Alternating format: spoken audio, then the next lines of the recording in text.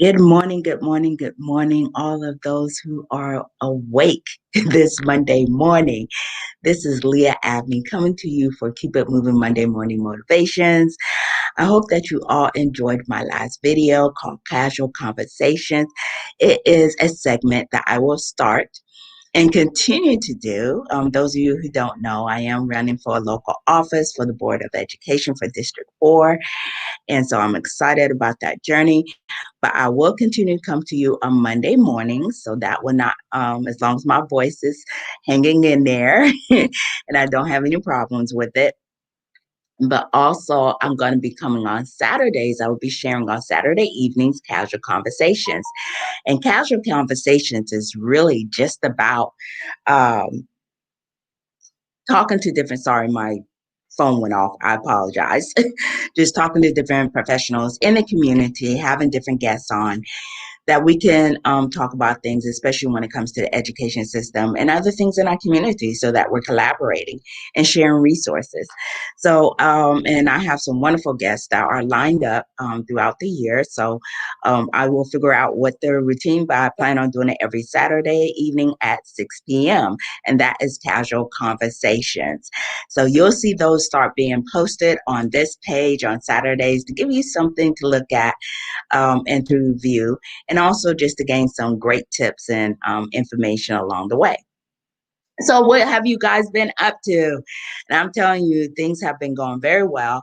I want to encourage you and motivate you to stay healthy, especially during this time. You know, flu season is coming up. And guess what? For me, I know I am putting a lot of fruits and vegetables into my bodies. So I came across this real great business, you guys. I found them on Instagram. They are called Fruits and Roots, or in Roots, Fruits and Roots. And so I ordered some of their fruit, you guys. They sell a lot of tropical fruit. Now I don't know if you guys can see this. Look at that. Look at that. Look at that. Okay. Lots of fruits, lots of fruits. Ooh, I don't want everything fall off, but lots and lots of tropical fruits that they got there.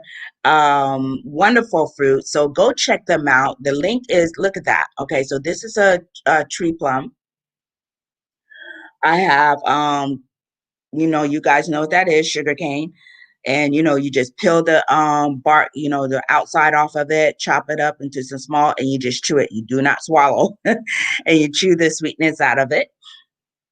Also, I have some ramatans here. You guys probably familiar with these. They almost look like little sea urchin things. The kind of like a deep red color, a little hairy on the outside, and those are supposed to be good. This is some. I've had those before.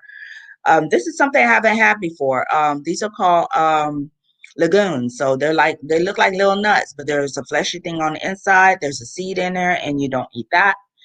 Um, What else do I have here?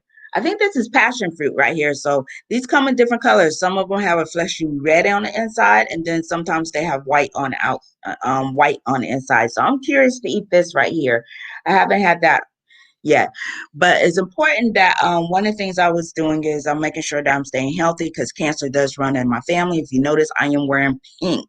I am wearing pink today, and this is just my grandmother. She did pass away from complications, but she also had breast cancer.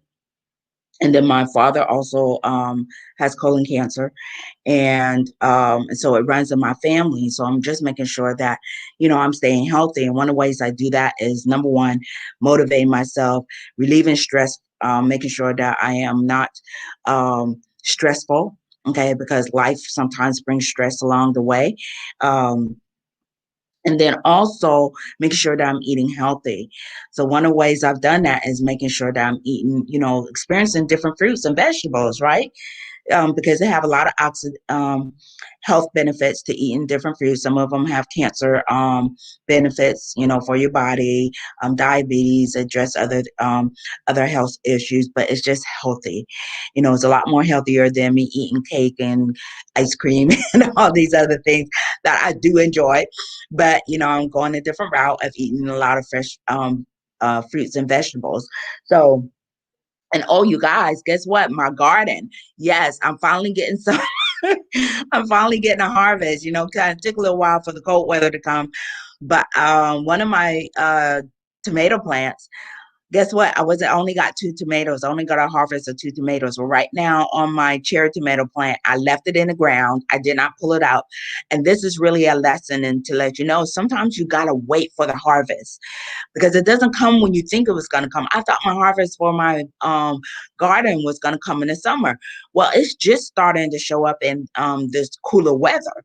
So I got like 24 cherry tomatoes. I got 2 bell peppers that popped up. My green beans sprouted like crazy. So I just say, just hang in there. A lot of times we're wanting things, we're waiting for things to happen. And I'm telling you, everything you can think of happened with that garden. My tomato plant, them little scrubs, them little bugs came and ate up almost every leaf off of that, off of that tomato plant. But that same tomato plant turned around and sprouted 24 cherry tomatoes. And I know for some of you, like, oh, that's nothing. Well, for me, it was because it's my first garden. And for me to go through that transition. And then on my Roma tomato plant, it wasn't doing anything. It was like this little squiggly little thing just trying to have life, just to keep life. And now I have 8 on that one. So a lot of times just waiting through the process is what will bring you your harvest. So again, remember, stay healthy, get out. If you haven't left your home, because of COVID-19, try to get some fresh air, walk out in your backyard, walk around your neighborhood. But please remember to stay safe because we are running into the season where flu season is coming upon us. Please stay healthy, drink lots of water, stay hydrated. Okay, stay hydrated and take care of yourself. So that is what I've been up to this last weekend and these last couple of weeks. And I want you to stay tuned because I have a great topic that I want to share with you this morning to motivate you. And I will see you in just a few. Black tea, black tea.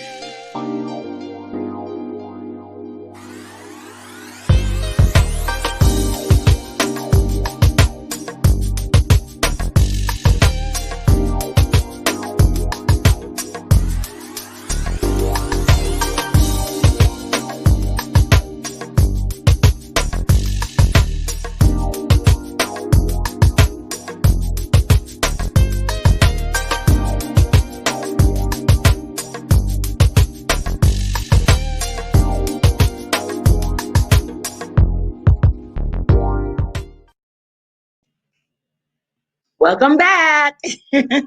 Well, thank you for those who watch this later. If you're replaying, because I know 6 a.m. is really early for a lot of you, and some of you are trying to get ready to work or on your way to work right now, or maybe you're still sleeping. Who knows? But I hope that you take the time to watch this a little bit later. This is Lia Abney, consulting author and speaker, and the host of Keep It Moving Monday Morning Motivations, coming to you this Monday morning. And those of you who want to learn more about what I do and what it is that I have to offer as far as services and programs, hop on over to liaabneyllc.biz where you can see some of our services. I have lots of books and resources that are available for you. And also I have some memberships as well. So hop on over there and check out my website. And please, please, please, please, I do encourage you, if you want to watch more of the Keep It Moving Monday Morning Motivation, please subscribe to my YouTube channel at Lia Abney LLC. So I'm trying to get that 100 mark, and I really would appreciate it if you go over there and subscribe and just follow me. I greatly appreciate it. And so this morning, what do we got going on? And I hope that you guys are doing very well and staying healthy again, taking care of your mind, body, and soul. So one of the ways that I focus on those 3 areas is through the Keep It Moving Monday Morning Motivations, because we know that life can get ahead of us. Sometimes life seems like it stopped on us and it is not being very favorable and kind to us. I want to say be kind to yourself. So it's very important that you take the time to be kind to yourself, because sometimes the world will not be kind to you, right? Family will not be kind to you. And sometimes that when that happens, we find ourselves being very bitter, angry at the world at itself, especially when that hurt or that bitterness comes from family members. And that's sometimes one of the hardest things to to get over. So on today, my topic for today is the power of forgiveness. And I know that this can be very difficult for some people. I actually have had some people say, no, I would never forgive them. I would never. And I'm just like, wow. I said, I can imagine going through life not forgiving somebody. And it's not so much for the individual as it is for yourself, to give yourself peace of mind. And so I want to remind you of a story about Joseph. Now, here was Joseph, and his brothers sold him. I mean, they had planned, literally planned, pre-planned to kill him, like literally kill him. And so, if it wasn't for the favor of God, I really would just think I have to believe it was God's grace that one of the brothers say, no, let's not kill him so that his blood won't be on our hands. Let's just sell him to them folks that are coming up the road. Let's just give him away. Yeah, dad would suffer for a little while, but he'll get over it, right? And a lot of times, we're always told that, oh, you know what, just get over it, move on. And so I understand it could be very difficult to forgive somebody that has done something so horrendous to you. And I absolutely get that. And so during it all, um I believe that God continually reminded Joseph that he would keep his promises based on the dream that he had about what his life would look like.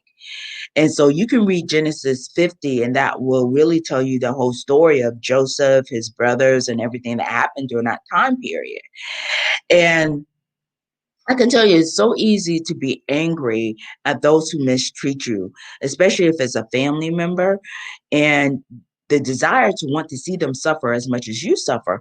But I can tell you over time, what happens is you're the one that ends up suffering the most because of your unwillingness to forgive, somebody else. And you're like, well, Leah, some of the things that people have done to me, how can you turn around and forgive them? Now, I'm not saying that forgiving another person, especially if it's a family member, is easy to get over, but is to your benefit, is to your benefit that you get to a point where you can settle that within yourself.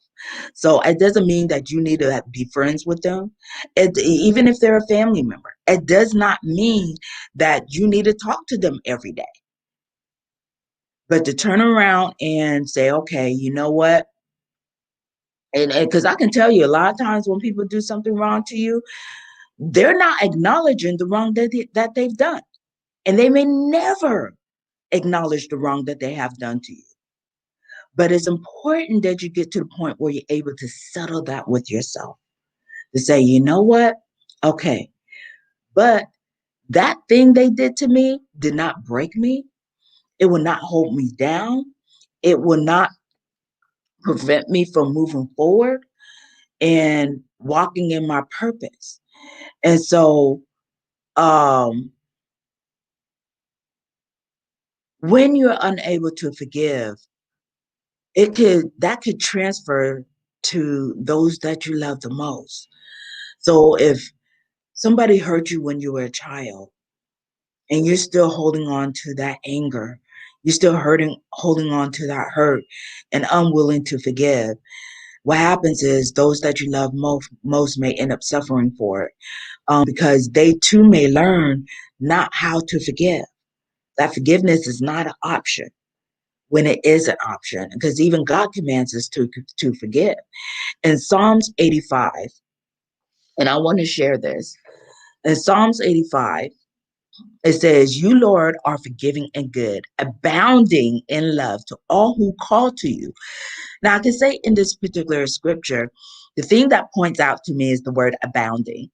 See that word right there after the comma and before the comma, and then after in, it says abounding in love. And so I had to take a moment to say, okay, what does abounding mean? And so abounding means to be copiously supplied. I was like, copiously supplied. To me, that means that you is an endless amount of it. So here is God, he says, in the scripture says, you, Lord, are forgiving and good. And not only that, abounding in love to all who call to you. So I'm like, okay, in my hurt, in my pain, God, I can call on you and you will give me an copious amount of love that will come to me to help me get through this.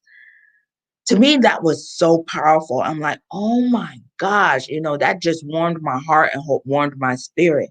So I hope that you would take the time to actually meditate on this particular scripture to motivate you to, number one, and this is the thing about forgiveness, because I know some of you are probably asking, so you mean to tell me I need to go to them and say, hey, I forgive you? Look, I can tell you, for me, the forgiveness came before I could even say it out my mouth. And sometimes the forgiveness may not even be where you'll go to the person and tell them. It'll be something that you just settle on the inside of you. So it doesn't necessarily, and this is just Lia Abney, okay, Lia Abney. This is just my thought on it. Now, somebody else that you go and you'll consult with and like, yeah, you got to go and you got to ask for their forgiveness. I don't think that's true.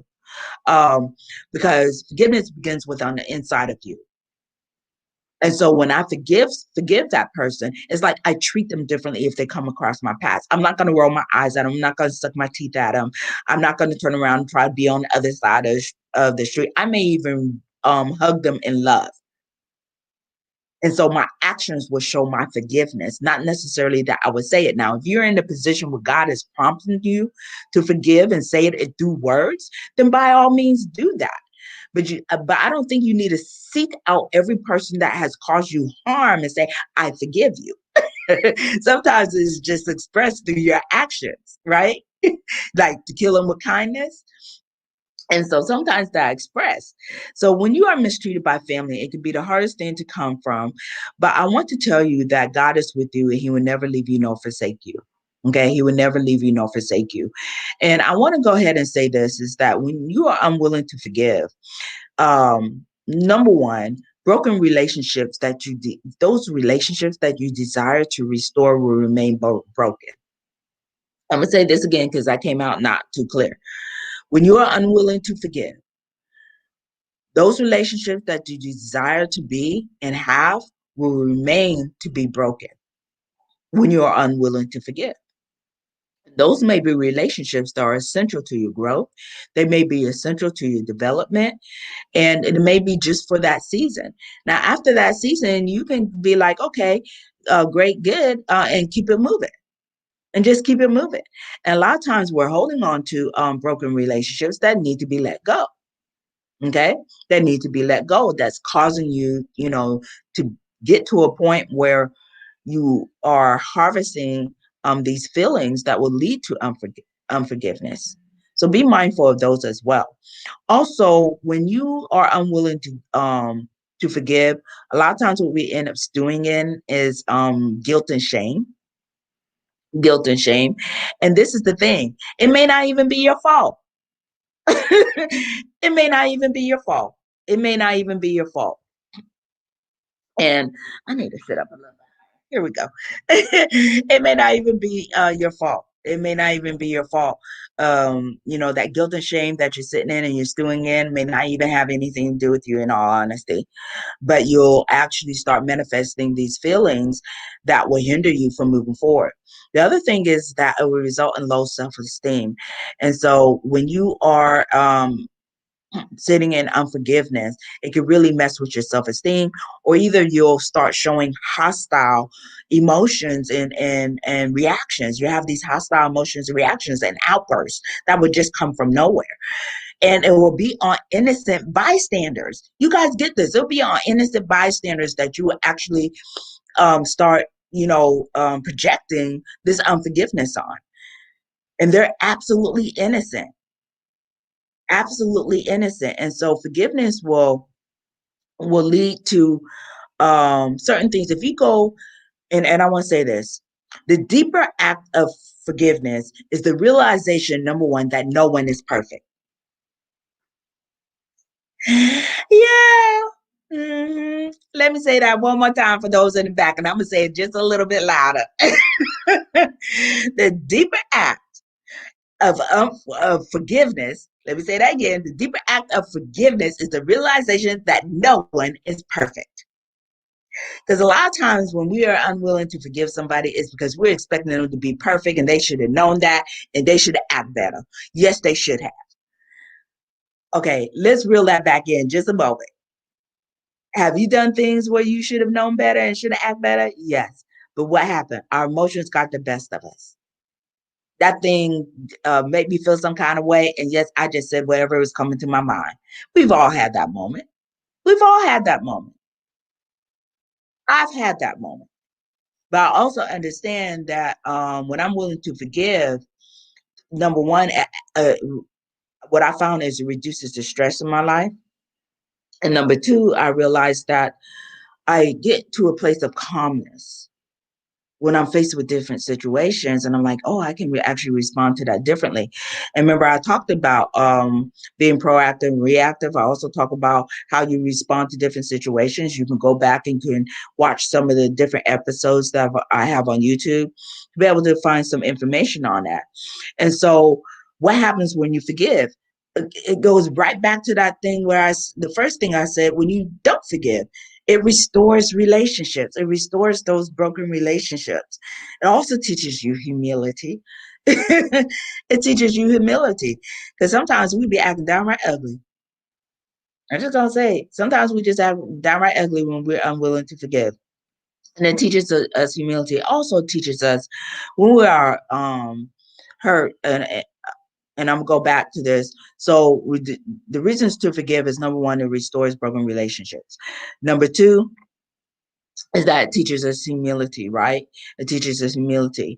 Number three is that it will actually help you to overcome. It is a sign of you overcoming adversities in your life. Okay, because you build up this strength that is like, wow, you know what? I can overcome anything. I can get through anything. If I can get through this, I can get through other things as well. And it's something that you end up drawing on. For me, to forgive somebody becomes a power for me.